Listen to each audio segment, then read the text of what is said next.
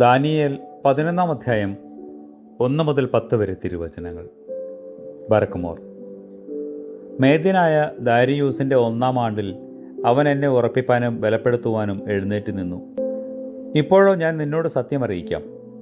പാർസി ദേശത്ത് ഇനി 3 രാജാക്കന്മാർ എഴുന്നേൽക്കും. 4-മത്തവൻ എല്ലാവരിലും അധികം ധനവാനായിരിക്കും. അവൻ്റെ സ്ഥാനത്ത് അവൻ ശക്തിപ്പെട്ടു വരുമ്പോൾ എല്ലാവരെയും ഗ്രീക്ക് രാജ്യത്തിന് നേരെ തിരിപ്പിക്കും. പിന്നെ ശക്തനായ ഒരു രാജാവ് എഴുന്നേൽക്കും. അവൻ വലിയ അധികാരത്തോടെ വാണ് ഇഷ്ടം പോലെ പ്രവർത്തിക്കും. അവൻ വാഴുമ്പോൾ തന്നെ അവൻ്റെ രാജ്യം തകർന്ന് ആകാശത്തിലെ 4 കാറ്റിലേക്കും ചിതറിപ്പോകും. അവൻ വാണിരുന്ന അധികാരം പോലെ അവൻ്റെ രാജ്യത്വം നിർമൂലമായി അവർക്കല്ല അന്യർക്ക് അധീനമാകും. എന്നാൽ തെക്കേ ദേശത്തിലെ രാജാവ് പ്രാബല്യം പ്രാപിക്കും. അവൻ്റെ പ്രഭുക്കന്മാരിൽ ഒരുത്തൻ അവനേക്കാൾ പ്രബലനായി വാഴും. അവൻ്റെ ആധിപത്യം മഹാധിപത്യമായി തീരും. കുറേ കാലം കഴിഞ്ഞിട്ട് അവർ തമ്മിൽ യോജിക്കും. തെക്കേ ദേശത്തിലെ രാജാവിൻ്റെ മകൾ വടക്കേ ദേശത്തിലെ രാജാവിൻ്റെ അടുക്കൽ ഉടമ്പടി ചെയ്യുവാൻ വരും. എങ്കിലും അത് നിൽക്കയില്ല. അവനും അവൻ്റെ പ്രാബല്യവും നിലനിൽക്കുകയുമില്ല.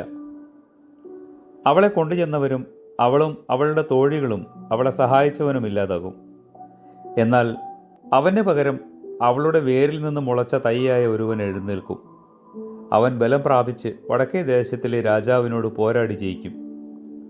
അവരുടെ ദേവന്മാരെയും ബിംബങ്ങളെയും വെള്ളിയും പൊന്നും കൊണ്ടുള്ള മനോഹര വസ്ത്രങ്ങളെയും അവൻ എടുത്ത് മിസ്രൈനിലേക്ക് കൊണ്ടുപോകും. പിന്നെ അവൻ 1-2 കൊല്ലത്തോളം വടക്കേ ദേശത്തിലെ രാജാവിനെ ആക്രമിക്കാതിരിക്കും. അവൻ തെക്കേ ദേശത്തിലെ രാജാവിൻ്റെ രാജ്യത്തേക്ക് ചെന്ന് സ്വദേശത്തേക്ക് മടങ്ങിപ്പോരും. അവൻ്റെ പുത്രന്മാരോ വീണ്ടും യുദ്ധം ആരംഭിക്കുകയും ബഹുജനമടങ്ങി മഹാസൈന്യങ്ങളെ ശേഖരിക്കുകയും ചെയ്യും. അത് വന്ന് കവിഞ്ഞ് കടന്നുപോകും. പിന്നെ അവൻ മടങ്ങിച്ചെന്ന് അവൻ്റെ കോട്ട വരെ യുദ്ധം നടത്തും. കർത്താവേ, നിനക്കും ഞങ്ങളുടെ രക്ഷയ്ക്ക് വേണ്ടി നിന്നെ അയച്ച പിതാവിനും നിന്റെ പരിശുദ്ധ റൂഹായ്ക്കും ഇപ്പോഴും എല്ലായ്പ്പോഴും എന്നേക്കും സ്തുതിയും വന്ദനവും യോഗ്യമാകുന്നു. ആമേൻ.